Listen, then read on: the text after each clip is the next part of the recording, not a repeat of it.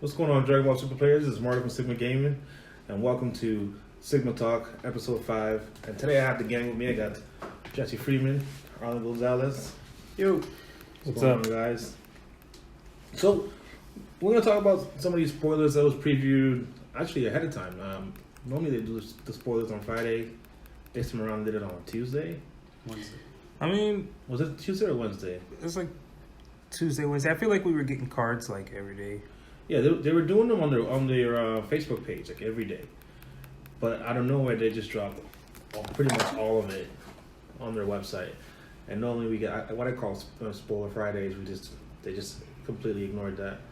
So how do you guys feel about the spoilers that are coming out for this set set 8? I think there's a lot of good stuff. A couple of different decks that I kind of am interested in, but I think they're already set all together. What was the answer? Now I'm actually pretty excited for the Dr. Wheelo or Ulo. I think they spelled it different. Wheelo. It's supposed to be Dr. Wheeler, right? Yeah, it's the Willow, but yeah. Yeah, Dr. Wheelo from the World Strongest or something like that. Yeah, World's Strongest Movie. I'm actually pretty excited for that because that to me seems very powerful. And I've always been a green player, so I like all the green stuff. I actually liked some of the androids that came out, like Android 17, that one drop. I hate the fact that he is blue and not green, but I'm okay with that because he feeds the Super 17 engine very well. And I also like the Android 16 dual color that came out. That card is, to me, is a beast. Actually, I think all the 16s are a beast. I think all the 16s are really good too. I really like those cards. From one being able to put the other one in play, and you get like this free blocker. The other one allows you to build up energy, like ramp on turn 2. I think it's very powerful. So we'll see how that's going to shape up the meta. I think it might change the game drastically, or maybe I'm just overthinking it. The idea of playing all 3 in one turn is just nutty to me. That you could do that. It's definitely something that you can do. Also for the red, I think they did a pretty good job in red. They have a few, like these 2 leaders I think are really good. Yeah. The Bulma leader I think is very strong. Yes, her combat is not that her power's not that high. She's like a 5K or something like that. Well, that's typically the norm with those leaders that see more cards. Yeah, because Hercule's seen a lot of cards. And he was also on the weaker side. Yeah, and she definitely makes up for that powerful effect of making all the Earthlings and Saiyans, right? Only red Earthlings and Saiyans? I think it's red or yellow. red or yellow. Yeah, red or Saiyans and Earthlings makes them both blockers. Yeah, so guys like Roshi who can, negate, can counterattack, comes out, negates an attack, and also becomes a blocker. I think it's going to be very powerful. Yeah. And see tons of play.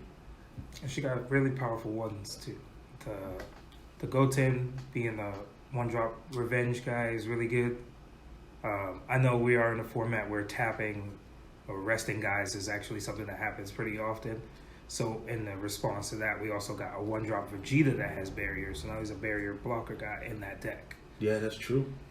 That's very true. I didn't think about that. And with her in mind now, we also have older cards that'll see a lot more play.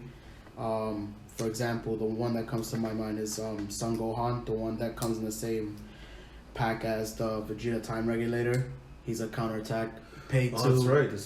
He was. I think he was already such a good card. Now He's better in this deck because now you get to basically negate an attack, come and play -10 something on the board, even the leader, and now you're a blocker as well. It's like a stronger Roshi. Same thing with that Revoker too, the Kaba.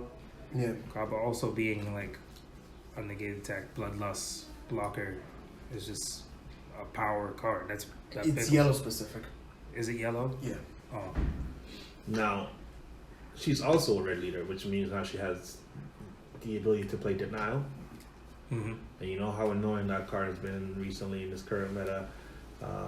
Now we get the mini version of that, Beerus Ball. Oh yeah, we are getting the Beerus Ball. Very powerful card too. So, yeah, it's gonna be. I think it's gonna be a deck that people are gonna play. At least definitely people are gonna play that, and the Beerus too. I think the Beerus is freaking amazing. I don't like the fact he doesn't draw on his flip side, but because you're drawing so much cards on your front side, I think it makes up for it. Definitely makes up for it. Yeah, I mean, it's a trade-off because he's seeing a lot more cards than most decks are for the values they're getting. Most other guys are milling to get to see as many cards as he does in hands. Yeah. With him not milling, you effectively have more cards in deck, and you're not running the risk of milling off pieces that you need to. More targets to discard as well, since it does red or yellow, and since we have now cards from the draft box such as the Son Goku ape, you can literally just ditch that ape, draw 2, use 2 from 2 energy, draw 2 more if you want to see more cards in that aspect. So there were 2 cards that to me were strange, and I think I talked to you about it a while when it first got previewed. The Android 18 and 17. Now they both have pretty much the same effect. Auto put in play, look at the top 5 for a green or blue Android, add it to your hand.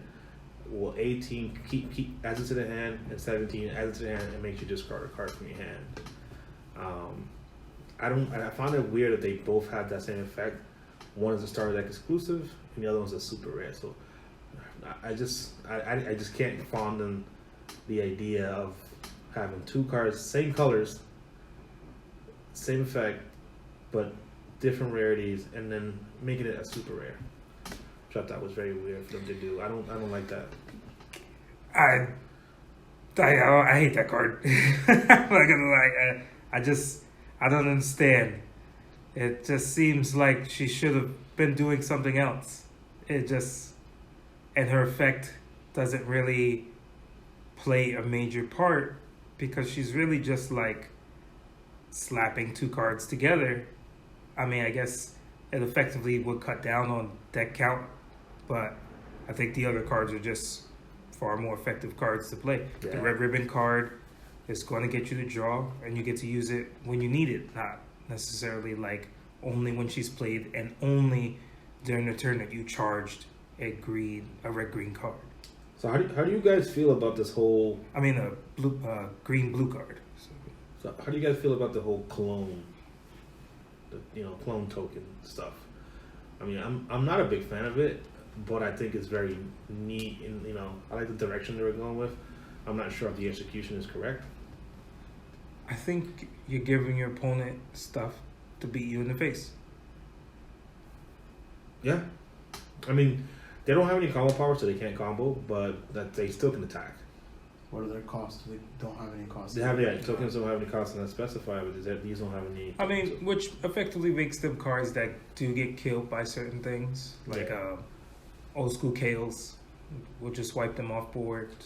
Well, for the most part, you need your opponent to have the tokens to use your effect, because they all require you to remove one of those tokens to do your effect.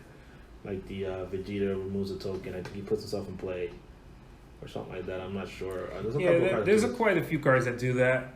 I think they're okay. I don't know how well I think that deck will necessarily move because, it's 2 tokens, and then unless you actually have the active cards in hand to abuse said tokens, then you'll have to defend against the tokens on the return swing. So it's supposed to be double-edged, but I'm not really a fan of it because I think the field card gives you 2 tokens at the start of your opponent's At the start of your turn. at the start of the turn, and then No, I think it's at the end of the turn. At the end of your opponent's turn, they get a token, right? well, there's the Android 21 card that does that at the end of the turn, but I think this one is at the start. Okay. This is what it says. Once per turn, when you or your opponent plays a non-token battle card, it can't attack for the duration of the turn. When you play a battle card, place it in its owner's drop area. At the start of your opponent's main phase, play 2 tokens with a 10k power in your opponent's battle area. Yeah, so we don't really have So cards. they can attack with it. So when they put in play, they can attack with it. Well, it says that. Yeah. Right here. When you or your opponent plays a non-token battle card, A non-token battle card. Yeah. So, oh, sorry, the token with Yakuza, so you can attack. so you can attack it as soon as the token comes But out. they can't attack with the without the regular battle cards. That's very interesting. So literally, essentially, at the start of their turn after charging, they draw, charge, and they gain 2 guys that they effectively could swing Yeah. with. And since you start the game with them, if you went first, you charge down your energy and you pass your turn. On your opponent's turn, they effectively get to swing at you 3 times in that first turn because you're going to blow up the tokens anyway. So why would I not use them to aggress? Yeah, just to go aggro on your opponent. That makes perfect sense. I'm not sure. I don't know how I feel about the direction they're going with it. Also, if your opponent is playing this field card, I'm not. Correct me if I'm wrong. The Vegeta, my Black Man saying, let's say I'm playing the lab card, and you have that Vegeta in play. Because I played a token on your side of the field, which is a battle card, the Vegeta would trigger and make me discard 2 cards. Does it work that way? I mean, from what I'm gathering, from what I'm reading, it should work unless they rule it that the battle cards are not a battle card until they're in play. Mm. But from what I've seen in the past rulings, I was reading and stuff like that, it reads that tokens are battle cards. So That's gonna suck. That's gonna suck. When your opponent plays a battle card with 15,000 power or less using a non-keyword skill, your opponent chooses 2 cards from their hand and places them in their drop area. Yeah, so he's saying if it's my active turn and I have that guy in play and you're the guy playing the field card, when you play the 2 tokens, you'll have to discard cards. You'll have to get rid of the cards. tokens. Yeah, That's gonna. that makes me hate that deck even more if that's really the case. Like, just even more. Like, I'm pretty sure Bondi's gonna rule it in the card's favor because they don't want to destroy its playability immediately before the card is released. because there's no sense to play. Yeah, at this point, I wouldn't even bother to play something like that. Because it's 2 cards per card, right? I mean, per guy per. So you lose 4 cards. 4 cards Just at for the start of the game. just cuts. Jeez. Oh no, my God. That's so not good. I feel like blue is probably the worst color in this set right now. Took them long enough. Yeah, yeah. I feel like blue has just been a little coddled, and I feel like they should be on the bottom. Yeah. I'm not saying that there are a cool couple of cards yeah. in there. I think that are pretty decent cards. I'm definitely not saying that that all the blue is terrible, but 90% of the blue is terrible. If not terrible, they're not playable cards. They're not something that people are going to play. They're just okay. These cards aren't terrible, but these are better, right? You know what I mean? Yeah, I can see that. I think they're dabble cards. I There's would a few of love them. to have Bandai or just the community prove us wrong in that aspect. If there is a way to make these blue cards playable, we're talking about just the mono. I'm talking mono. Yeah, I'm not even talking about dual colors because the Actually, dual like colors the are dual colors. fucking dope. I like a couple of blue cards. Kaioken Son Goku, I think that card's pretty good. He's like a, Speaking of Kaioken Goku, y'all seen this leader card, the green one? Oh my, this leader card is amazing. I need to get me a foil one. I don't even really play foil cards. I need to get this foil. I absolutely love Foil that stamp. I want foil stamp. I don't want regular foil. I want a foil stamp. Kaioken Goku leader. I think that card is disgusting. Super powerful. Yeah, I love that card. Turning anything Well, blue green, yeah, blue green into like essentially the deadly defender type. Correct. It's phenomenal. And then you got Dr. Uru, whatever, Wheeler, Dr. Kochoki, whatever, Kuchin. Kurochi? I don't even know. It's Cochin, right? Dr. Cochin? Cochin, like cochino. Dr. Cochino. Dr. Willow. Dr. Willow. Let's keep it that. Dr. Willow. Dr. Willow. Amazing. His deck is really interesting to say. You know what I feel like? I feel like I'm reading the cards and I'm loving it, right? And I'm going to play the deck and it's going to be fucking trash. I think it will play slower, but I think it's more of a deliberate additional win con, more so than the Beerus, because the Beerus took a long time. But I think this deck will move a lot faster than Beerus as a whole. Yeah, because you still get to play your regular gameplay while being awarded the top cards. Yeah. But you do run the risk of our format. Yeah, that Janemba. So, same thing that I think about the Boma too. The Boma leader, I feel the same way. I think her field card is really good, but you also still run that same Janemba risk of just getting milled out. I also really love the Piccolo. I think that Piccolo is really good. Deflect, Bond 3. You pretty much warp 2 cards from your opponent's hand when you put it under the lab card. If you're not even playing the lab card, you just warp 2 Is it at random? No, it's not at random. Your opponent chooses 2. So they choose. But nonetheless, I mean, that's pretty bad. they're losing 2 cards. I think it's fair because you're going to take 2 cards. Yeah. He has Deflect. He's just going to stand in front of you. So, unless you're going to, I don't know, he's 4-drop, right? Yeah, the 4-drop. I guess you could cruel it, but do you really want to? I mean, he's already done the damage. That's the thing about it. I was still cool to be a spiteful person. Like, yeah, I'm killing one of your guys, right? And you're gonna lose a card too, basically. Yeah, I don't make you warp a card. All right, so you go neg 2, I neg 3. That's fine. I mean, if it's spiteful, sure. Fuck that. You know. Besides, if you don't deal with it now, you gotta deal with it later. I might as well deal with it now, and I'm gonna have to KO him and kill something else. True. So the baby stuff was good. I'm not a big baby fan. I don't play baby. I know in our local area we got Joey Palladino who plays baby, so I look forward to seeing what he comes up with and doing a quick tour on him. Baby is amazing. I think it's the structure deck leader, right? That's the one that basically gives himself the dual attack. Yeah. Yep. That card is ridiculous. I think it's ridiculous, especially for I don't really like the idea of the really heavy powered structured leaders. I think those are really like something that's just like extra given away because he's given a dedicated deck basically to come out. So it's really just like picking and choosing. You get all your max numbers for it. It's essentially a spoon fed deck. Yeah. So it's gonna be great. It's gonna be great. Like I said, I look forward to it. And yellow's not bad. There's a lot of good yellow cards to support that baby.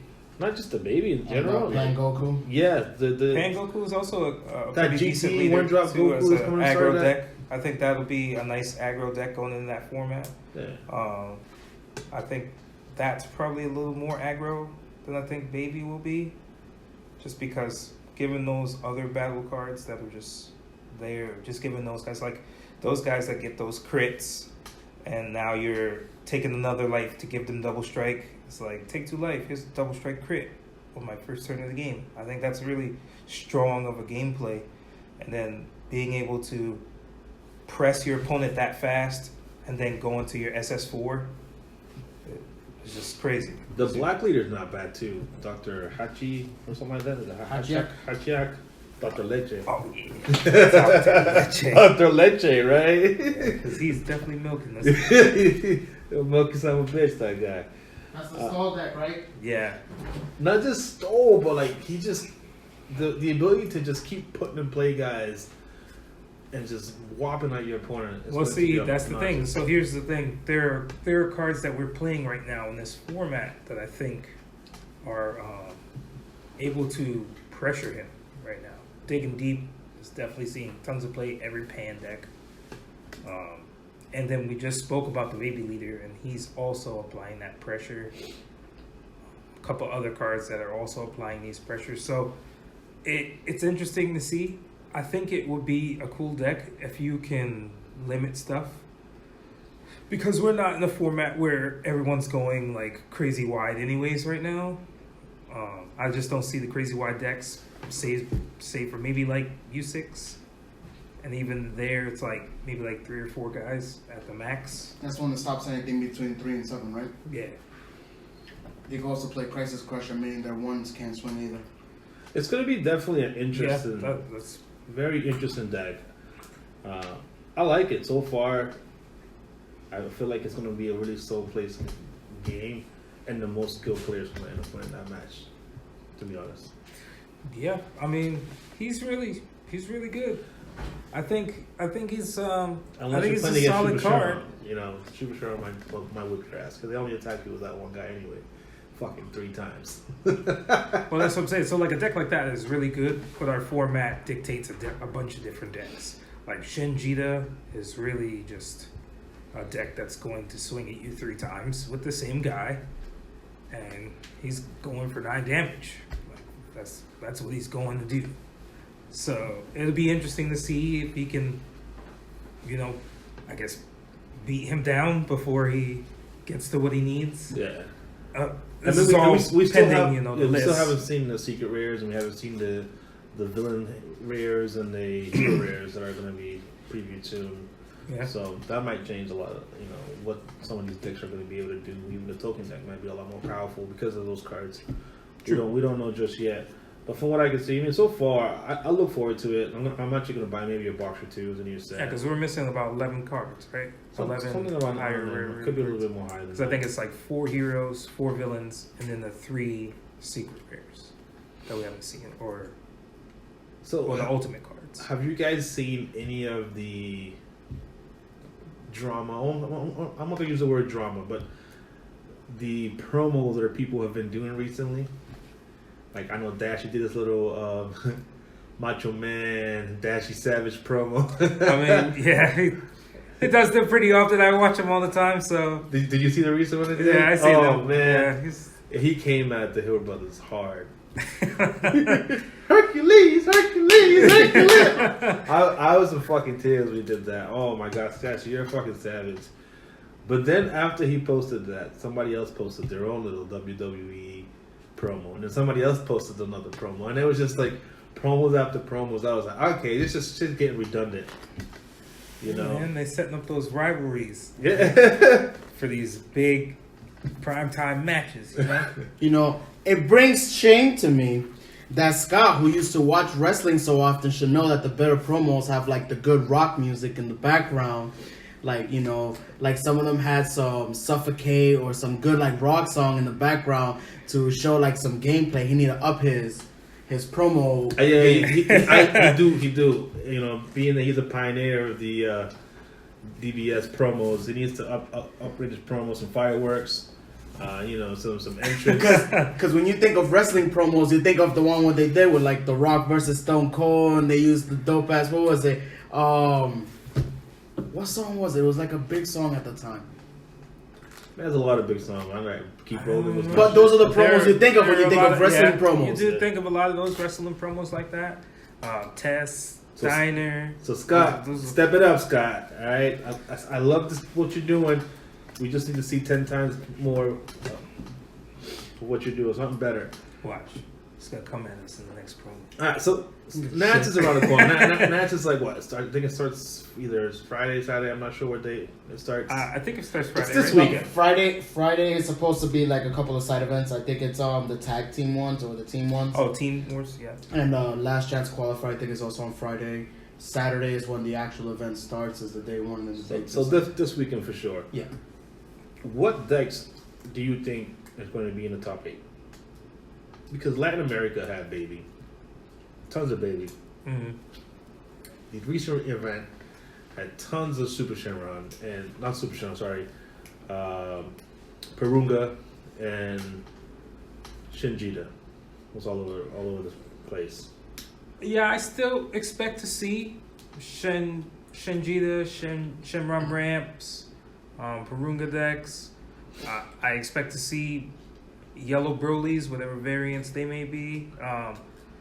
They could be apes. They could be U6. So I expect to see those. Victory Strike still is something that you could definitely see.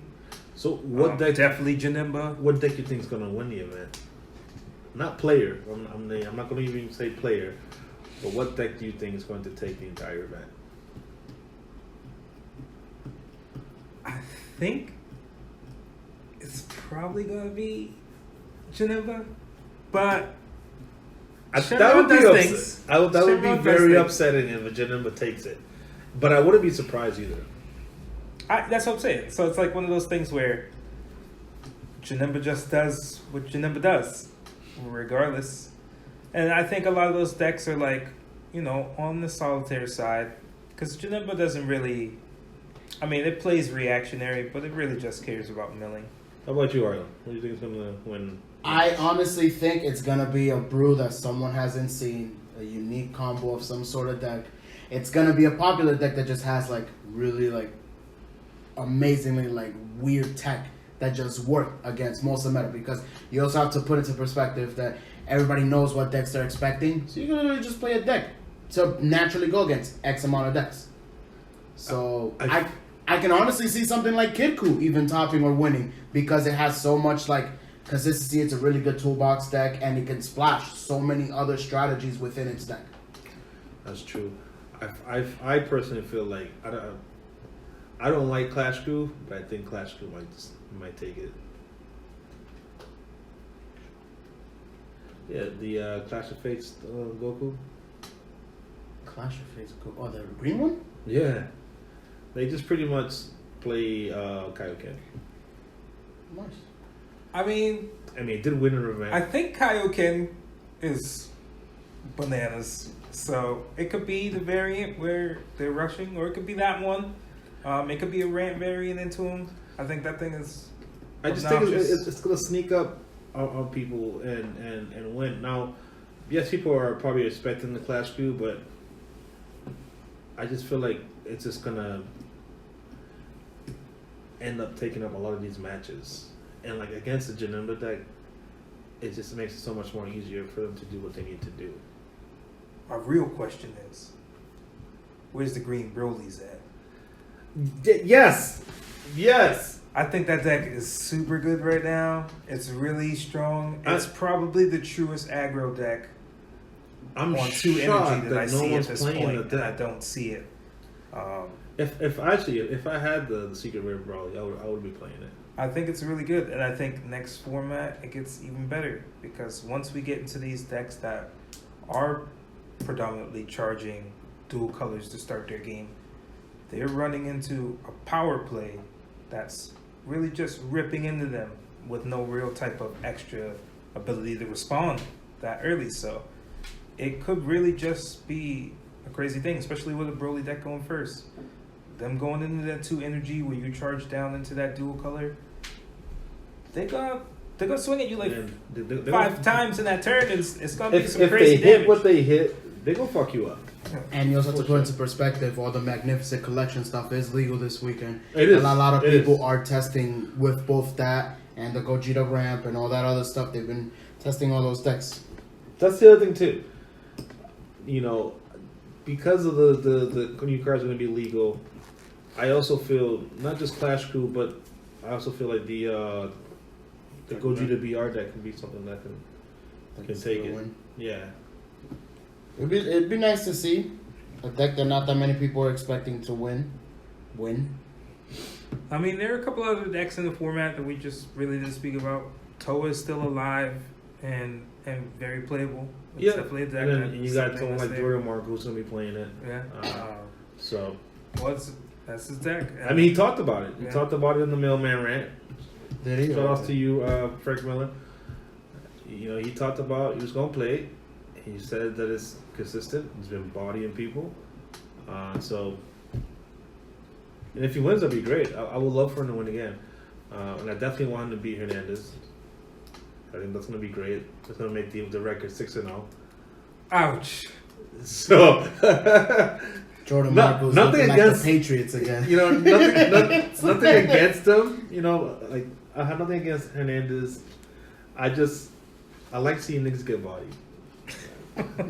If it's already 5-0, I want to see the 6-0. I don't want to see no 5-1. If you come to 5-1, I'm no longer a Jordan Marco fan. He can go kiss my ass if he loses to Hernandez. Jesus.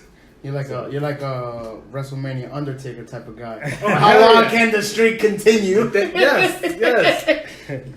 Oh, on the subject of streaks, I had recently posted a question because I was watching a documentary about Zero, the Smash Brothers player, and this motherfucker went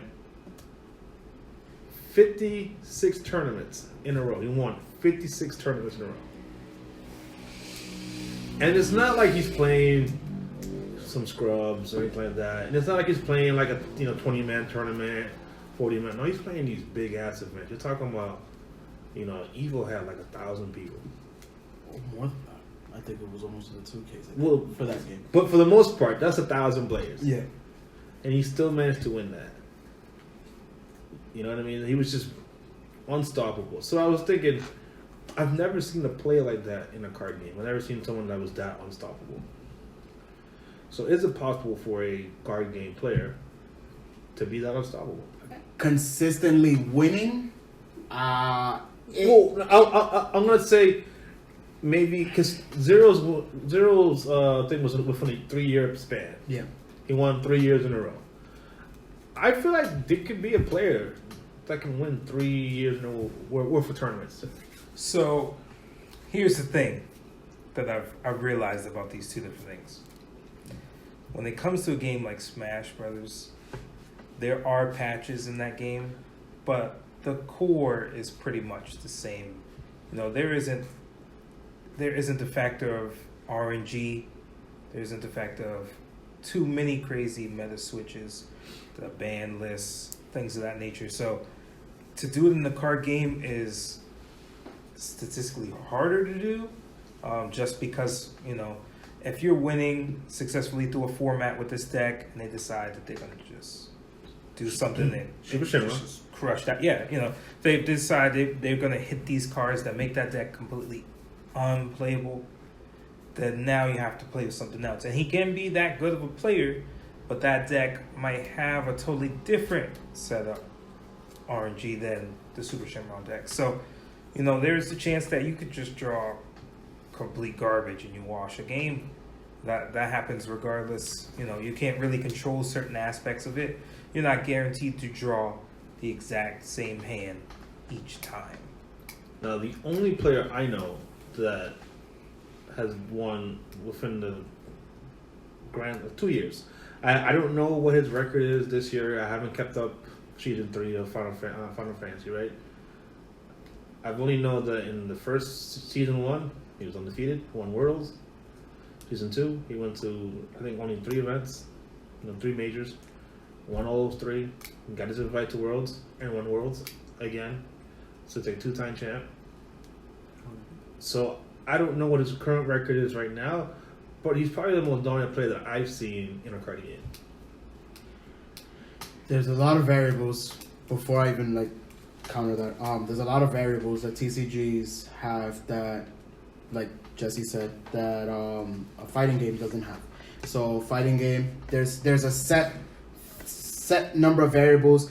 Very few of them change over the course of the years of a card game. Where in TCGs they do change very sporadically. So, for example, if there's a format where control is the main foreground of things, then control players or people that are better known for control and have a better sense of control aspects of a game, they'll have a higher chance of dominating. Don't get me wrong, if you're a great player, you're gonna overcome a lot of obstacles and you'll outplay some people. But like I said, control formats where a control-based deck is gonna win. Obviously, those who can play control that are also, in the higher competitive tiers, they're going to have a higher chance versus something that was extremely aggro, something that wins in 2 to 3 turns. You have a better chance at knowing how to rush and how to RNG and stuff. They'll have whoever plays those decks a lot more efficiently. They'll win at those events. So in a card game, you could see it happen maybe for a year at most because they paid the most attention, maybe 2, but I don't see someone becoming super dominant to the point where they'll always win. Actually, I take that back a little bit because we had that in Pokemon too. The guy who played Darkrai.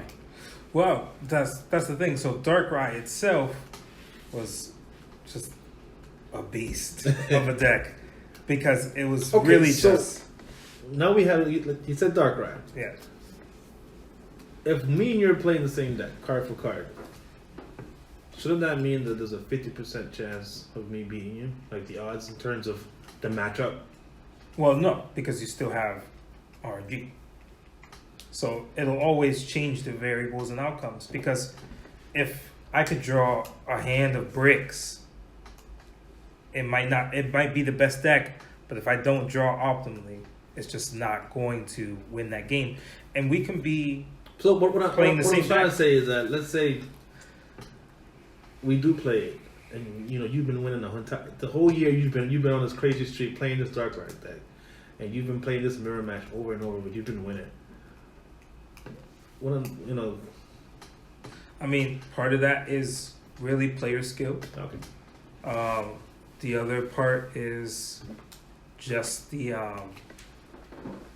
it could be a lot of different variables. I mean, it could be that player playing against someone who knows that they're a good player. Now you give yourself an extra mental strain thinking, oh, this guy's amazing. And you psych yourself out of that game. You tend to make mistakes. There are things that change randomly. It's a lot of different variances that are in there when it comes to those things. It's like on the fighting game aspect, this system is built a certain way. You have a certain product. Now, yeah, they do patches and they change frame data and stuff, but once you understand the frame data, you can play accordingly, and it's always going to be that way until the next big frame data change.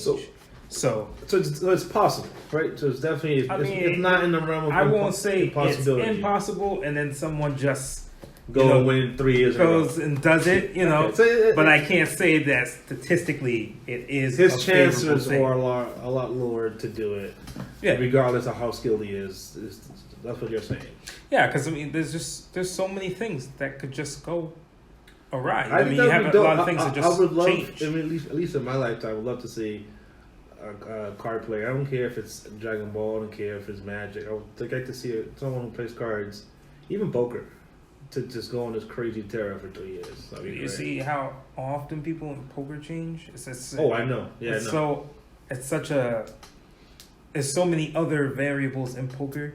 Not only are you playing against another player, but you're playing against that deck. You don't know what's there, and it's always different. Yeah, the And it's numbers the same on thing, the numbers on You never know what this person has. 'Cause someone could end up with the. those numbers are ridiculous. when Yeah, it it's comes just to it's Unless you feel really like crazy. You know what I The mean? numbers are in your favor. And- and even Phil Ivey became And body. yeah, sometimes he's lost like a lot of stuff, and he's really amazing of a player. And there's just some things you just can't. You might be a good player and you're very great, and you know when to do certain things. Your hand is favorable, but there is that chance that his hand is just better than yours, and it just happens. And people have lost games on that, not realizing that someone I've just. lost many games because I fucking drew garbage. I'm like, oh, my hand is bonkers. But I've won games because my hand was bonkers, and somehow I managed to pull through because I outplayed my opponent. But I mean, it can go either way, but it's hard to judge something like that because there is no definite answer for it. There is a possibility that it can happen. I don't know the actual number of what that possibility possibly could be, but I won't say that absolutely no way it can't happen. There's no I'm gonna say possible that. way. I will say that there's no way that can happen. Not on the level that Zero did for 3 years straight. Oh yeah, no. I don't ever think I'll ever see a player win 56 tournaments in a row. 56 I mean, tournaments. In a row. 56 tournaments in the span of We 3 don't years. even play 56 tournaments In a year. in this game. In the span of 3 years. At the point we are now, there Yeah. hasn't even been 56 tournaments. Yeah. So, I mean, And I'm not at talking least about locals. I don't Locals know. is I mean, locals. You could go to locals and win every night. I mean, Since that we're could, on this subject, if that counts, then someone's probably already done it before. Fair enough. Since we're on this subject, who do you think is probably the most dominant player in this card game as it stands right now? Because to me, there's two of them that stands out. Obviously, there's Hernandez. From the beginning of the game, he was dominant. and then obviously he got his little hiatus. No excuse, right? That's what Jordan said. No excuse for getting banned. And then he came back. He's been winning events. He's been topping a lot of events. So to me, he's definitely a dominant player. I don't think he's the best player, but you can't be the best when your record is 5-0, right? Against 0-5 against Marco, right? Yep. He just sitting over here and jabbing and jabbing and jabbing. I got the screwdriver, bro. I got the screwdriver. Jabbing, we doing this jail stuff. Jabbing. That's my He's nigga, going man. Straight. We're gonna get a live video. This is gonna have all of us in it. I was just like, oh my god, watch. And I want him to do that. That'd be great. I would love for him to clap back. We from Boston. No, you know how we get down here. Man, I don't play those games. Based on the little that I've seen, I don't pay a lot of attention to data when it comes to tournaments. Most of my aspect of Super is just gameplay and just watching other people play and stuff like that. But from what I've seen in all of the community, Jordan Markle, and I've seen a lot of Devin Butterworth at the top. Those are the two players that I've seen always up there. They're always up there. Yeah, now that you mention it.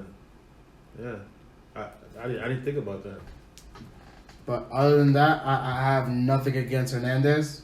But I have seen events where he's just completely and it happens. And then the only reason why I will specifically say Jordan Markle, when all the chips are down at the event that mattered the most, he won it. Yeah, he is the just like how everybody talks about in every sport. Doesn't matter until you get those rings. I mean, if I have to play by those parameters, he would be the most dominant. That's, to be honest. I mean, I don't really have a person that I pick, but if that's what my parameters are, criteria, that's what I'll pick.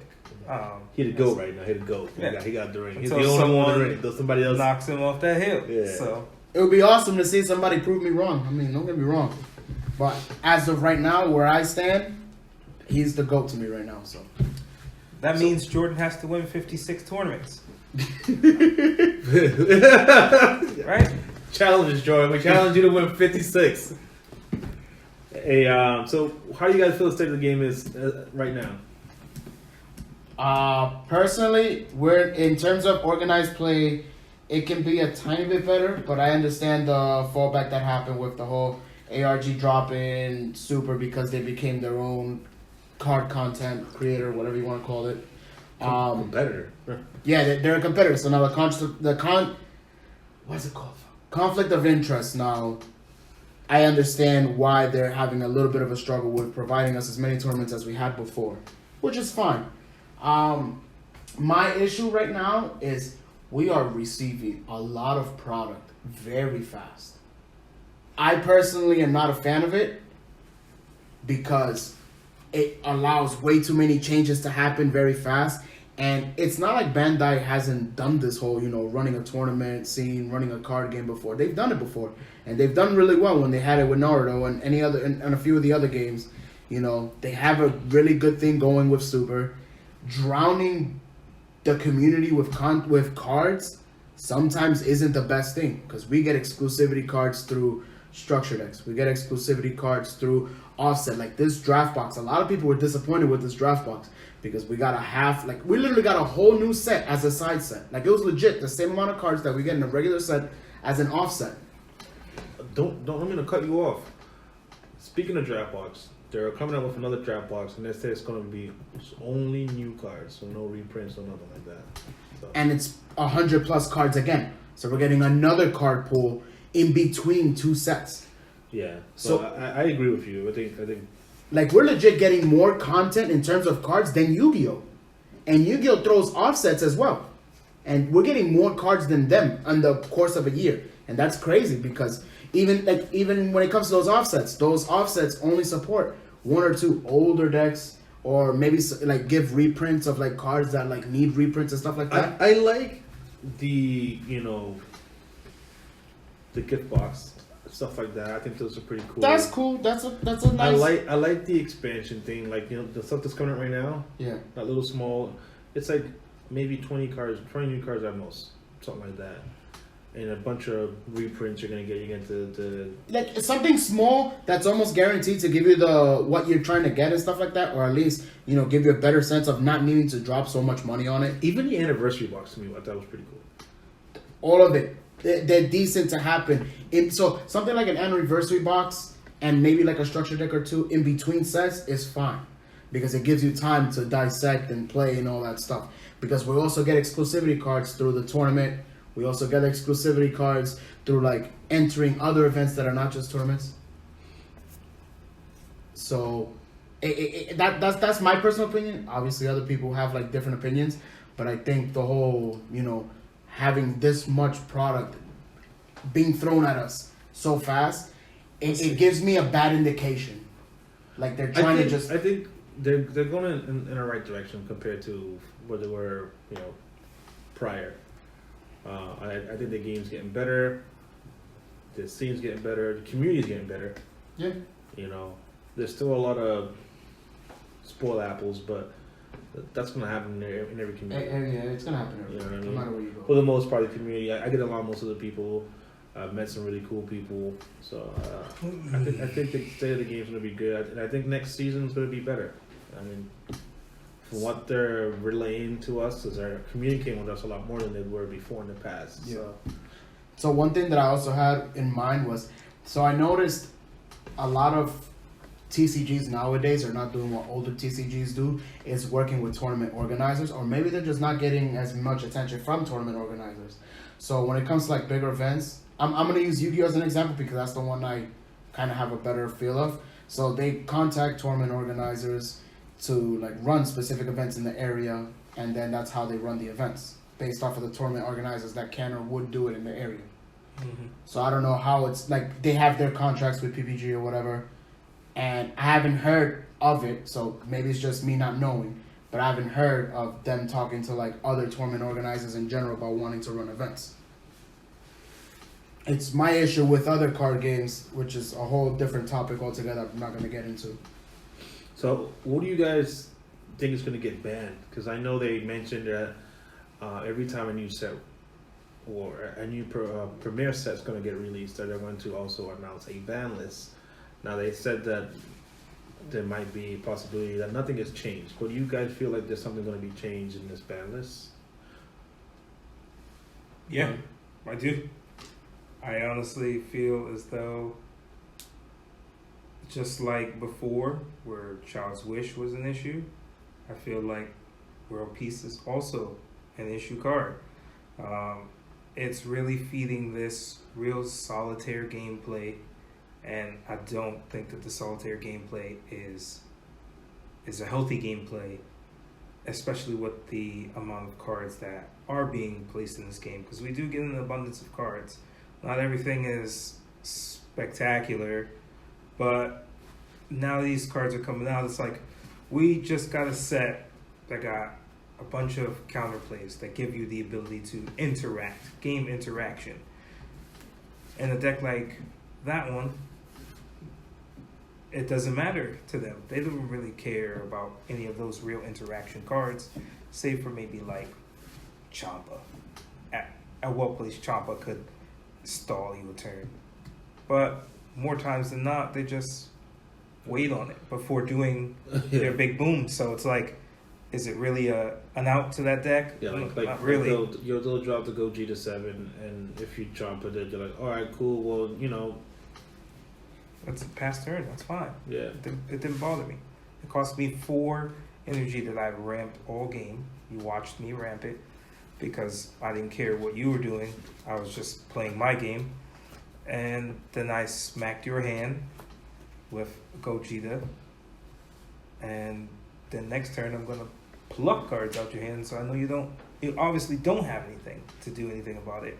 And then I'll just smack you in the face a few times. I think that card is really just the big problematic card, and it affects a lot of other cards in the game. I think Gogeta is a powerful card, but if you take the World Peace out, it's a different gameplay, because hard casting him is a lot different than playing him for 4 from grave. Correct. So, Or even just paying for free. Or yeah, If you're not going for game, you can world peace for free. Pick up the Gogeta, and then like okay, no, you can do. You can go to your next turn. it makes no sense because he essentially is, although he's not as fast as the Cell was, he essentially is the exact same setup in this game because I'm going to smack your hand. It's going to go down to 3, but it's actually a little worse because it's you don't even get to keep. Yeah, correct. You don't get to you choose what you want. Yeah. So it's not like he says select, or I don't think he's the problem card.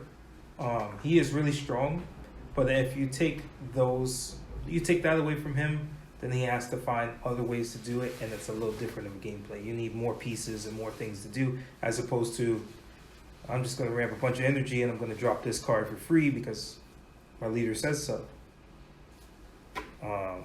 So the same like before, where you were just playing through these cards and you were getting a lot of cards and you just Child's Wish and you did infinite loops until you beat your opponent in submission. World Peace is really the same thing, where you're ramping and then you play these guys that'll just smack your opponent into submission, and then you just lower your boom. If it's not Gogeta's Kaioken, if it's not Kaioken, it's something else. It's always going to be something to take their place. And it takes away from the ability for them to print other cards that are power late game cards, because the ramping into these cards and then Child's Wishing them into play is just something that you can just do regardless of what you want to do, unless you're going to make all these cards only work from your hand. Which also brings you to the other evil, which I personally think, objection. Yep, I agree with that one. I think you get rid of objection, you slow the game down. You do what you want. You wanted the game to be, because that's what they're trying to do. They're trying to slow the game down. I definitely can understand that. And I know objections. It's a neg 2. Yeah. I'm not going to argue like, oh my, yeah, it's a neg 2. Yes, we get it's a neg 2, but in the right decks, that neg 2 is nothing. Especially if you're playing something like Bulma, you don't care. You're getting so many cards in your hand, you don't care. I mean, you're playing a Dragon Ball Shenron deck, you're drawing 2 cards anyway each turn, so... Yeah, you plus it. You're plus it like crazy. You're plus that, 2. I mean, it could be, you could go further than that, but I mean, I get that. I think objection is one of those cards where it's the same as the variance was before, where it's like Bulma was out for sets. It wasn't a card that really seen anything, but in the cohesive unit of this deck, it became problematic cards. But she might necessarily not be, like as you see now, when's the last time you've seen a Bulma? I think objection isn't the same. I won't put it on the same level as the Bulma card, because it definitely can still just see the play. Yeah. But I know that this, as a cohesive unit, is just very unhealthy.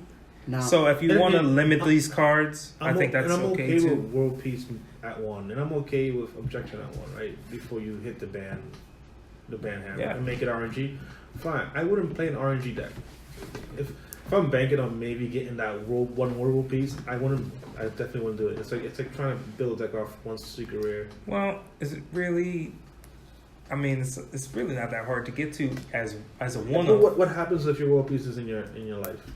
You're gonna have to get punched in the face until you get it. No, I mean, Dragon Ball is gonna look at your thing and your prizes, you'll know, and you'll know if it's there or not. So right there and there, you'll know from jump. And my thing is not to counter the danger zone. Not to counter what was said about objection. This is the second time that objection's been a problem. Let's not forget Mecha Frieza when it first came out. Objection was one of the most abused cards in that deck. Yeah, but that was just a toxic leader. Like that card itself, I get toxic. that. I get that. But it was a part of. It was part of it. It was part of it. It was a part of it. But it wasn't the only deck. That's what I'm saying. So like I said, Mecha Apes was a crazy deck, and it was really just because of a toxic leader. And then we got Super Saiyan 3. That was also a problem too with objection. I'm telling you. So it always seems to be a trend. Broken card plus objection. Because so let's get rid of it. We're getting to the same point where we're banning a lot of cards around the card that needed to be banned, because it happened with Bardock, which comes to my opinion of the ban list. I think that I think it's Goten, the one that Bardock used to always go into. Yep. That card can come back now. I personally think that, but I can get crucified for it all day. No, but I personally think the cards. I mean, playing Grandpa Gohan to play the the goten to goten. just net you one card, That's it's fine. I'm okay with that. Raw playing him, I'm okay with that too. Like whatever, it's not that big deal. Really, 2-drop 10K, right? Yeah. And then if you think about it now, if we get rid of the objection and we keep the world peace, and they do want to ramp, a lot of people, what they do to ramp, they use the Whis, the 4 cost 10K that just ramps the top card. Red But doesn't it's care not about the only thing now. what is it. The 16 is also a card that you But can the ramp. 16 has a speculation where you can't play 30Ks, 30 to 35 for the 30, rest of the game. 35. So couldn't play the Gogeta. You couldn't play So the you Kaija. just play the Victory Strike. Isn't Victory Strike a 30K? Or? He's 45. 40. I think it's 40. That's 45. fine. 45. Play But the besi- Victory Strike. But back to my point. Objection is Another a card that common doesn't need to be in the game. objection has become a common denominator for where the a group of cards together becomes an issue. I feel that that's how it happened with Bardock, and eventually they got rid of him. I think this is the next step. Objection is the next card that needs to go. But isn't Kaioken 25K? Yes, he is. That becomes bigger. Oh, I thought he was 30K. My No, bad. he's a 25 that goes up because So that's My still- bad, everybody. Excuse my ignorance. Because I've always Bobby- seen him as this big ass guy who fucks you up. his popping Yeah. brings him off, so that's why he has to be 25. Yeah. So with that being said, even with World Peace, so if World Peace now starts bringing out other cards that are lower to ramp, you could just deny that card. Or even now, we could play Beerus Ball as well. Beerus Ball kills 15s or less just from coming out. And that's a more cost-efficient version of denial. But there's outs to some of these plays that World Peace can bring out if objection was gone. And objection, if we don't get rid of objection, just get rid of the World Peace, then objection's going to be seen in a different version of the I deck. think this objection left world peace isn't too much of a problem. It can be, but Yeah. it has outs. Yeah. You still can ramp. And that's my thing. Like, you didn't effectively neuter ramping by taking the objection. Objection just can makes counter ramping it. That's easy. what I'm saying. Like there are counters to the other guy. There are no counters to objection. And that was my initial Yeah. point that I wanted, like before this conversation even started. I would rather just see something that counters extra cards. Yeah, if they came with a card that says counter extra, then I'll shut the fuck up. I'll be like, all right, His name play is it. Cooler. No, he counters. Because Cooler's I'm like, just gonna make Cooler the guy that counters everything. Cooler. that would have been is lit. a counter. That would have been lit. You know, I'm for it, Bondi. Just make Cooler the guy who counters shit. You know, and punches guys in the dick. That's what he does. Counter, bitch. Shut the fuck up. Get his dick punched. Oh, God. All right, so have you guys heard of a guy named Brian Brown? No. I haven't either. But So he posted this video a while back, and the production was pretty good. So shout outs to you, man. He knows how to edit videos. I'm pretty shitty at doing that. And he wants to do this thing where he talks to players, like interviews them, while playing on tap, and the decks on tap. Like I think he has specific leaders that you know. It's like, all right, you're gonna play this leader. I'm gonna play this leader. We're gonna build a deck around each leader. This card's banned. That card's banned. They have his own little ban list. And I guess he just interviews you, kind of like the Hot Wings. Hot ones. So it's kind of like that, where he just, instead of eating wings and burning their fucking tongues or mouth, they're just playing each other while he's asking you and questions. burning their life. Oh, that makes sense. Yeah, and, every time you take a life, I'll ask you a question, right? Jeez. So We if you don't take no any life, beatings. so if you take no life, we ain't asking me any questions. I'm not sure about how the whole thing is. I think it's pretty cool. It's a cool concept. It's very unique. I think it's called DBS Card Game Roulette. It's cool. I respect it. You know, It would be Sounds cool to see awesome. some content. I would like to see more of them. I mean, that sounds cool. Why I didn't you think of it? well, That's that brain fart. you know what I mean? Props to Bobby Brown over there. Yeah. Bobby Brown. Bobby Brown. Jesus. So, I don't know all the people that are on the list, but I, reached out to them, whatever. So I might be on it.